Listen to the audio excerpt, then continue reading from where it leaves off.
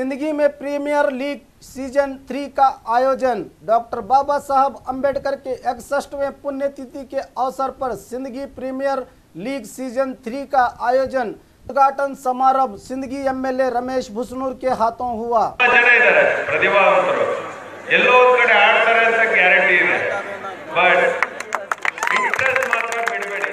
ಕೊನೆವರೆಗೂ ಕ್ರಿಕೆಟ್ ಕೊನೆ ಬಾಲ್ ತನಕ ಹೆಂಗ್ ಆಡ್ತಿರೋ ಕೊನೆ ಜೀವನವರೆಗೂ ಆಡಲೇಬೇಕು ಕ್ರಿಕೆಟ್.